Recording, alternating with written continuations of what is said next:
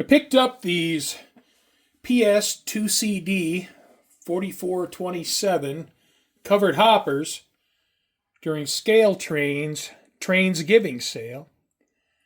Scale Trains really upped their game with the candy in this package. I got 4 pieces of candy. And I think they were making up for sending me butterscotch the last couple orders. So I got 3 dum-dums and a nice big peppermint. So thank you, Scale Trains. This version of the Pullman Standard 2CD 4427 cubic foot covered hopper was built for 3 years, 1963, 64, 65, and then in 1966 they modified the car. So as it is right here with these 3 cars, this is the first iteration of the car, and these cars all have a 1964 build date. Now taking a look at the PV car, one thing I noticed right off the bat is that this sign here on the side is loose, and it's loose on both sides.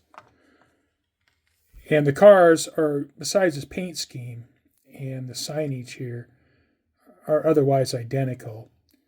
So I'll give you a quick look at the PV car, and then I'll set it aside and we'll look at the Soo Line cars.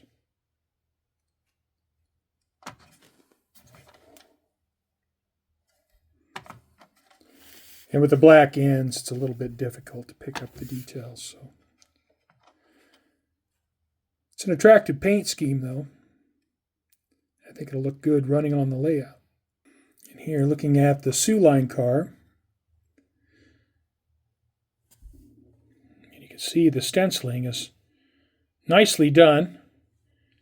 And the lettering is real sharp edges, no blurred edges on the Soo Line or the stenciling. The stenciling is very nice.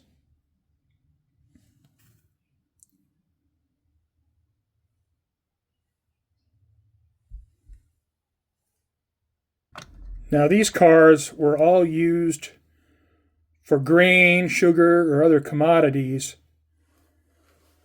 In 1964, a car with this capacity couldn't be used for cement or sand because it would exceed the axle weight limit.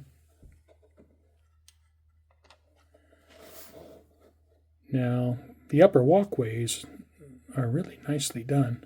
I assume these are plastic, but they're finely molded. And this end piece is especially nice. There is some detail on the hatches.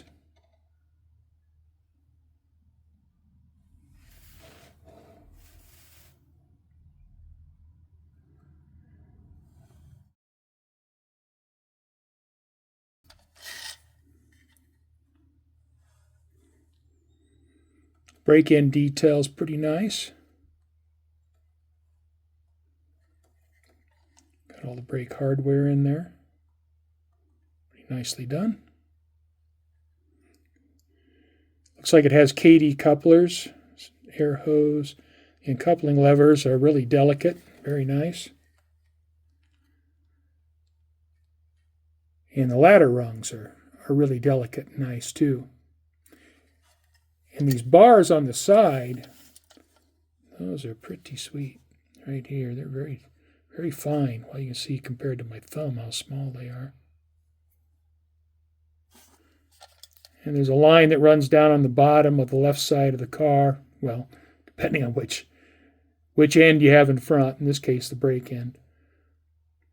And that is on this side only.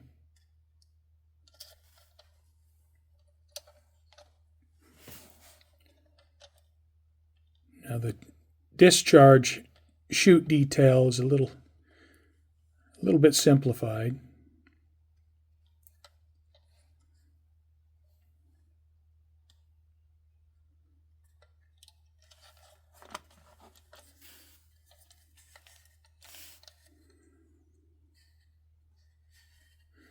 And not a lot going on this end.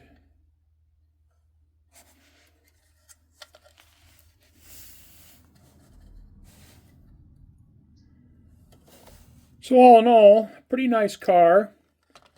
I don't really know the story behind ExactRail going out of business. And I don't know what the suggested retail price on this car was.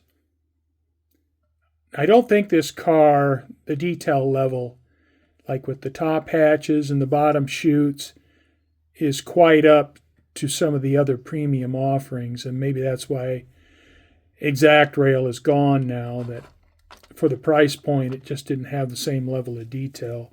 It's a nice car. I'm not saying it's not, but ExactRail's gone now, and I don't know what Scale Trains has in store for ExactRail.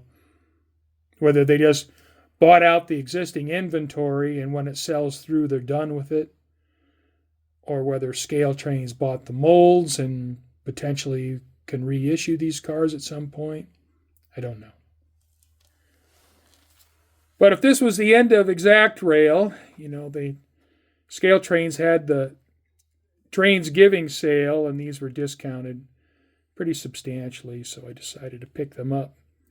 And I noticed, looking on their website, that these are all gone now. So let's get these out on the layout and go for a test drive and see how these things run.